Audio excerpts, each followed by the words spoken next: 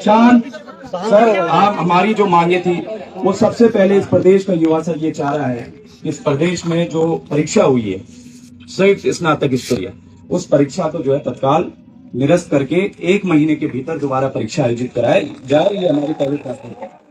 कल जो हमारी दूसरी मांग है कि जो भर्ती घोटाले हुए हैं उनकी जो है सीबीआई जांच हो, ये हमारी दूसरी मांग है कि सीबीआई जांच की आप जो है इन युवाओं को आप जरूर यहाँ पर करवाएंगे। और एक और सर हमारी मुख्य मांग ये है कि जो प्रदेश के छात्र जो आंदोलन करते हैं, प्रदर्शन करते हैं अपनी मांगों को लेकर, उन सभी के आप जो है ये जो मुकदमे हैं वो आप वापस लेने की जरूर एक घोषणा करेंगे सर। और जो आखिरी मांग सर हमने रखी है इसमें वो आरक्षी भर्ती नियमावली को तत्काल संशोधित किया जाए। और अगर ये सर मांगे पूरी हो जाती है तो मुझे लगता है कि जरूर इन प्रदेश के युवाओं का कल्याण होगा सर। मैं अब आपसे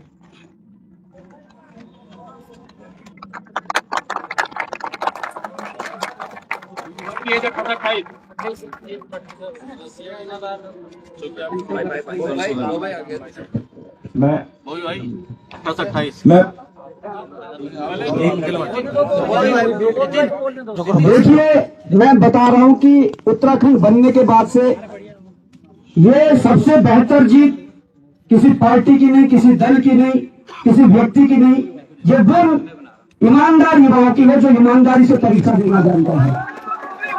ये वो ईमानदार युवा और युवतियों की है, छात्र छात्राओं की है, जिन्होंने ऐसे जगह पर जहां आपने पूरे सड़क को घेर रखा था पर अनुशासनहीनता नहीं दिखाई, इस आंदोलन को बराबर बहुत अच्छे तरीके से चलाया। और मुझे लगता है कि इस आंदोलन का यदि राजनीतिकरण होता तो शायद युवाओं की बात ज्यादा नहीं मानी जाती। सीएम साहब तक अगर ये मैसेज पहुंचा हुआ होगा कि बिल्कुल अच्छे तरीके से प्योर छात्र आंदोलन ये चल रहा था, छात्रों की जो मांगे थी उसी मांगों पर बात हो रही है, और इसीलिए शायद उन्होंने दिल बड़ा करके आप लोगों के समक्ष आए हैं। हम सबके लिए बड़ी बात है।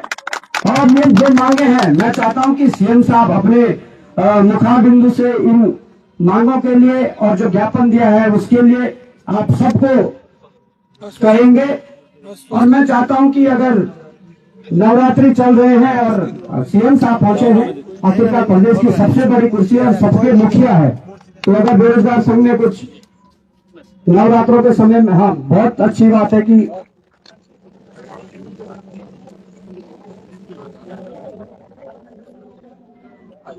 तो मैं चाहता हूं कि आप सीएम साहब की बातों को गौर से सुनिएगा। और फिर एक बार कह रहा हूं, हम सब शिक्षित हैं, हम अपनी लड़ाई लड़ना भी जानते हैं और जीतना भी जानते हैं। बस आप लोगों का संयम बना रहे, हम सबका संयम बना रहे। लड़ाइयां पता नहीं अभी कितनी लड़नी है और कितनी लड़नी पड़ेगी, पर यदि इस ये लड़ाई अंजाम तक पहुंच रही है तो निश्चित ही हम आपका स्वागत करते हैं, अभिनंदन करते हैं। और मैं आपको माइक थमा रहा हूं सर, आप प्लीज हमारे छात्रों को निराश न करें, मेरी ऐसी उम्मीद है। भारत माता की, भारत माता की। पिछले लगभग पूरा 1 सप्ताह हो गया जी सर,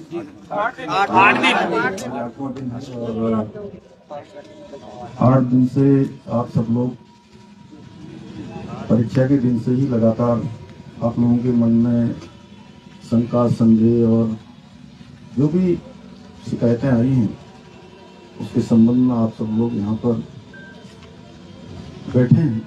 और सच में मुझे भी एक एक दिन जो है बड़ा भारी लग रहा था कि आप लोग बैठे हैं, इतनी गर्मी हो रही है और त्योहार का भी समय है।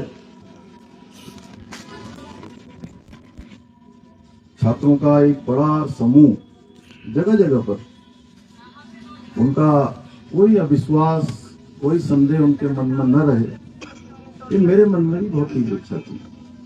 और पहले दिन भाई राम कंडवाल जी मुझे मिले थे और उस दिन भी मैंने आपको बहुत आश्वस्त किया था कि आपकी जो भी शंका समाधान है, जो भी मन में किसी प्रकार का संदेह है, उसको हम लोग निश्चित रूप से दूर करेंगे। और मुझे अच्छा लगा कि आप लोगों ने यहाँ पर बहुत परेशानी भी हुई, और मैं जानता हूँ इसमें परेशानी का वो है, इतने दिनों तक आंदोलन चलाना कठिन काम है। दूर से बड़ा अच्छा लगता है देखने में, लेकिन जो लोग बैठे होते हैं, अभी बॉबी ने बताया ही सारी बात, रोहन जी भी हैं, सुदेश जी भी हैं मेरे साथ, यहाँ के आपके स्थानीय विधायक ये भी संजोग से आज मेरे साथ अभी कहीं से आ गए, इनको मैंने बताया भी नहीं कि मैं आपके पास आने वाला हूँ। इनको पता भी नहीं होगा। आपको पता था कि सच में बताइए? बिल्कुल पता नहीं था। मैंने कहा चलो। और हमारे बहुत सारे साथी जो अलग अलग माध्यमों से लगातार मेरे संपर्क में रहे हैं। देखिए, मेरा एक ही संकल्प है कि आप लोगों की जो परीक्षा भर्ती प्रक्रिया है वो पूरी तरह से पारदर्शिता पूर्ण होनी चाहिए, और ये मेरा संकल्प है। इस संकल्प को लेकर मैंने लगातार काम किया है। मैं जानता हूं एक नौजवान, युवा, छात्र, हमारे बच्चे जब अपनी पढ़ाई पूरी करते हैं या पढ़ाई करके भर्ती प्रक्रियाओं की तैयारियां करते हैं, परीक्षाओं की तैयारियां करते हैं, तो उनके मन में किस प्रकार के उनके सपने होते हैं, किस प्रकार का उनका जीवन का आगे का एक भविष्य के लिए एक मैप होता है, और वो मैप अगर उनके आशा के अनुरूप आगे नहीं बढ़ता है, उसमें संदेह आ जाता है, उसमें प्रश्न चिन्ह किंतु परंतु खड़ा हो जाता है, तो निश्चित रूप से जिस प्रकार से युवाओं को एक युवा जोश भी होता है, मैंने भी आप ही सबकी तरह बचपन से ही बहुत सामान्य स्थितियां देखी हैं, परिस्थितियां देखी हैं, और छात्र जीवन में भी, विद्यार्थी जीवन में भी छात्र छात्राओं के बीच में काम किया है, युवा नौजवानों के बीच में भी काम किया है, और एक सामान्य स्थिति और परिस्थिति से ही हम सब लोग निकले हैं। हमारा सबका परिवेश एक जैसा है, और देवभूमि उत्तराखंड में सभी छात्र छात्राओं के मन में यही रहता है कि हमको पढ़ाई लिखाई करने के बाद केवल औपचारिक रूप से पढ़ाई लिखाई नहीं करनी है।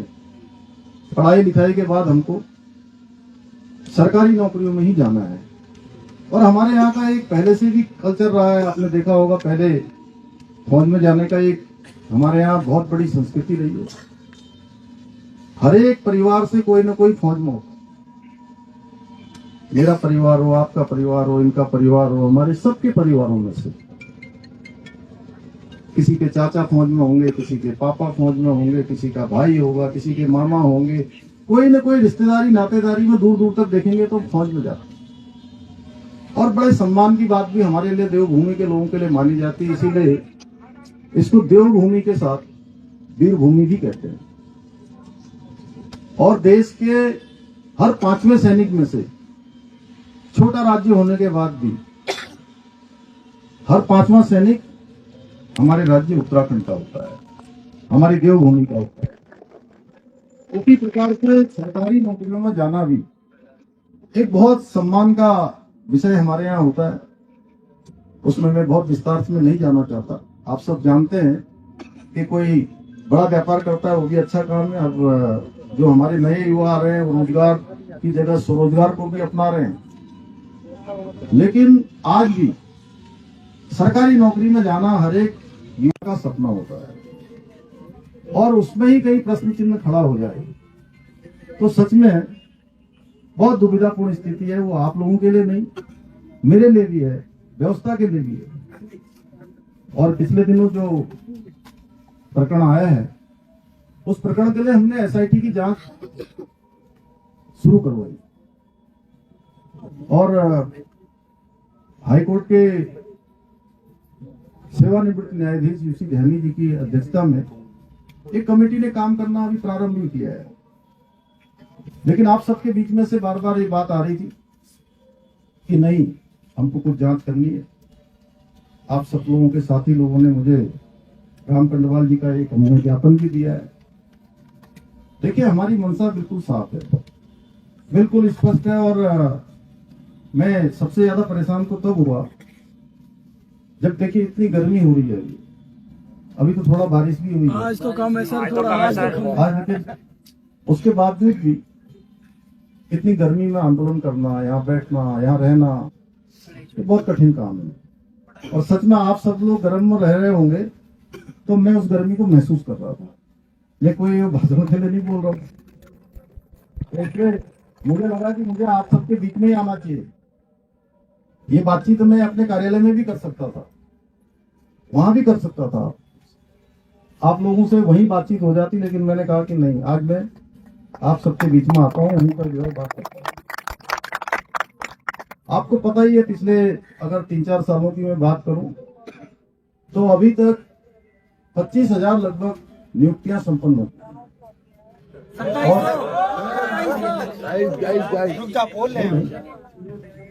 और सभी भर्ती प्रक्रियाएं सफलतापूर्वक संपन्न हुई।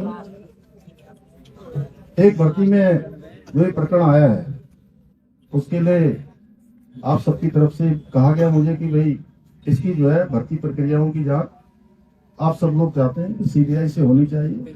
तो मैं यहाँ पर ये आप सबके समक्ष कह रहा हूँ कि किसी प्रकार की कोई संदेह आपके मन में न रहे, कोई अविश्वास न रहे, हम इसकी सीबीआई से जांच की संस्कृति बनाएं। जिंदाबाद जिंदाबाद जिंदाबाद जिंदाबाद जिंदाबाद।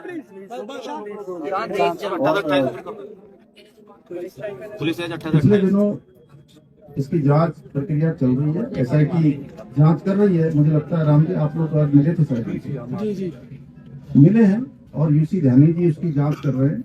ये भी देंगे, सारे तथ्य सब जगह से इकट्ठे करे जा रहे हैं। एसआईटी जांच में या यूसी ध्यानी जी जिस जांच को सुपरविजन कर रहे हैं, क्योंकि न्यायाधीश हैं, और उस जांच में कहीं पर भी कोई आता है तो सरकार की तरफ से किसी भी अगले कदम के लिए भी कोई कहीं रुकावट हमारी तरफ से नहीं है। और जो तीसरा आपने कहा है कि जो मुकदमे लगे हैं, मैं पहले भी कह चुका हूं और आज फिर कह रहा हूं कि जितने भी परीक्षा देने वाले जो भी हमारे बच्चे हैं, हमारे भाई बहन हैं, मेरे बेटे बेटियां हैं, उन सभी के मुकदमे जो भी परीक्षा में भाग लेंगे वो हम स्वतः ही, कोई हो तो एक लिस्ट बना के आप हमको दे देंगे, हम उनके सारे मुकदमे वापस करेंगे। हमने भी बहुत सारे प्रकरण है, क्योंकि ये एक प्रकरण नहीं है। अभी आपने भर्ती परीक्षा के बारे में कहा है, तो उसके बारे में जो भी बातचीत है हम लोग आपस में मिलकर कर लेंगे। और अब क्योंकि ये कोई एक दिन का काम नहीं है, एक प्रकरण था, इस प्रकरण की शुचिता बनी रहे, इसमें जो संदेह है वो संदेह दूर हो। और मैं आपसे कहना चाहता हूं कि मैं बिल्कुल नहीं चाहता कि एक भी प्रश्न चिन्ह किसी भी भर्ती प्रक्रिया में कहीं पर खड़ा हो। सर 28 और नहीं, वो उसके बारे में बोलिए ना, हो गया आगे से वो बोल दिया, उसके अलग से बात करेंगे, अलग से बात करेंगे। और अब ये त्योहारों का भी समय है, आज अष्टमी का दिन है और कल नवमी हो जाएगी, परसों जो है दसवीं 2 को है, आधा दिन चल रहा है ना। आज सप्तमी अष्टमी 2 है, तो ये ऐसा इस बार का कुछ कैलेंडर ऐसा बना है कि आधा दिन ऐसा चल रहा है, आधा दिन वैसे चल रहा है। तो इसलिए आप लोग जो है बिल्कुल कोई शंका संदेह मत रखिए, किसी प्रकार की शंका संदेह रखने की जरूरत नहीं है। मैं भी आप लोगों के साथ हूँ, आप लोग अकेले धरने पर नहीं बैठे, मैं भी आप ही के साथ यहाँ पर आया हूँ। और हम सब लोग मिलकर देखिए भर्ती प्रक्रिया भी अच्छी करेंगे, राज्य भी हमारा पूरे देश का सबसे अच्छा राज्य बने, उसमें सबसे महत्वपूर्ण भूमिका अगर किसी की होने वाली है, जो ये अमृत काल है, अमृत काल। और 2047 में प्रधानमंत्री श्री नरेंद्र मोदी जी का संकल्प है कि हमारा देश विकसित भारत बने, आत्मनिर्भर भारत बने। उस आत्मनिर्भर भारत में और उस विकसित भारत के संकल्प को पूरा करने में सबसे बड़ा योगदान किसी का होने वाला है, तो हमारे सभी इन युवा साथियों का होने वाला है। इन्हीं के सहयोग से और उत्तराखंड हिंदुस्तान का हमारा श्रेष्ठ राज्य बने, उसमें भी हम सबको योगदान देना है। तो ये सारी बातें आप सबके समक्ष आ गई हैं। मैं इतना ही कहता हूँ कि आप सब पेपर दोबारा उसके बारे में मैंने कहा कि एसआईटी की जांच हो रही है।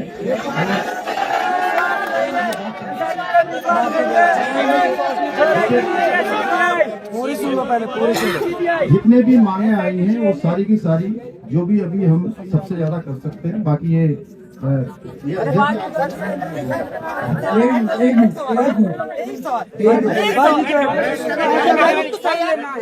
मेरी बहन रजनी को ट्रोल किया जा रहा है गलत तरीकों से। बैठ जाओ राजा भाई बैठ जाओ, कोई नहीं, हम साथ हैं यार। देखिए, युवाओं के सवाल लेने और उनका जवाब देने सीएम साहब आए, इतना दिल बड़ा दिखाता है ना।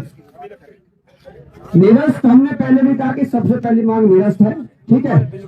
सुबह ही हम यूसी ध्यानी जी से मिलकर आए हैं, जो रिटायर्ड जज है, जिनको रखा गया था, पहले वर्मा जी को रखा गया था, उन्हें हटाया गया।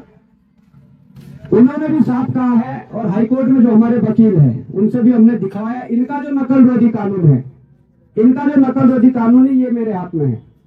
इस नकल रोधी कानून के 5वें क्लॉज में साफ तौर पर यह दर्शाया गया है, मैंने हाईलाइट किया इस चीज को, आपको एक एक बच्चे के व्हाट्सएप में इस चीज को भेज दिया जाएगा। इसमें साफ दर्शाया गया कि परीक्षा के दौरान एक भी प्रश्न डिजिटल रूप में या किसी भी माध्यम से बाहर आता है तो वो लीक की श्रेणी में माना जाएगा और वो निरस्त होगा। जहां तक सीएम साहब से हमने बात की, उनका कहना है कि ये आदेश आयोग को निकालना है, और आयोग तब आदेश निकालेगा अगर यहाँ से या तो ध्यानी जी लिख के देंगे जो रिटायर्ड जज है, या एसआईटी वाले 1-2 लाइन लिख के देंगे कि ये ऐसा है। तो ठीक है सर, आप यहाँ पर आए और आपने सीबीआई के लिए संस्तुति के बारे में आपने यहाँ पे on the spot on camera और लेटर पे मार करके किया है। मैं चाहता हूं कि अगर आप इसको यहीं पे पूरा लिख देंगे कि सीबीआई की संस्तुति है, ये उसमें हमारी बड़ी जीत है। परीक्षा निरस्त की जो जहां तक बात है, ये कानून है, ये वो कानून है जिस कानून के तहत निरस्त होना तय है, जिस कानून के तहत निरस्त होना तय है। पर मैं सर निवेदन करना चाहूंगा, फिर सुनिए, मैं निवेदन करना चाहूंगा कि आप लोगों ने जो समय सीमा 1 महीने की रखी गई थी सर, ये बहुत ज्यादा है। मैं चाहता हूं कि आप 5-7 दिन के अंदर इस पर 5 या 7 दिन के अंदर सर प्लीज, ये बड़ी रिक्वेस्ट है, क्योंकि जांच होते रहेगी, पर इसके निरस्त करने की जो अवधि है 5-7 दिन में, वो एसआईटी हो या जेल। ये चूंकि आयोग से जुड़ा हुआ विषय है और इसमें एक एसआईटी जांच कर रही है, हम लोग ये उनसे अनुरोध करेंगे कि जल्दी से जल्दी जो है, अरे अब आप शांत रहोगे, आप ही को सुनने तो आए हैं यहाँ, अगर आप भी बोलोगे तो फिर मैं क्या बोलूंगा। शांत हो जाओ भाई, शांत हो जाओ। तो उसमें जैसा अभी कहा कि जो है कि वो एसआईटी और आयोग और जस्टिस साहब तीनों मिलकर जो है इस पर काम कर रहे हैं, और जैसे उनकी संस्तुति आएगी उसके अनुसार कार्रवाई होगी।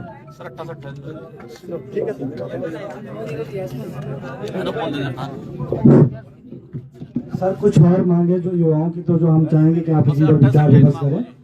हरियाणा और राजस्थान लोक सेवा आयोग की भांति जो परीक्षाओं में प्रश्न पत्र एवं ओएमआर सीट में एक 5वें विकल्प की हम लगातार मांग कर रहे हैं, जिसमें जो है कि अभ्यर्थी को 5वां विकल्प किया जाए और उसमें जो है अभ्यर्थी उसको करना अनिवार्य समझे।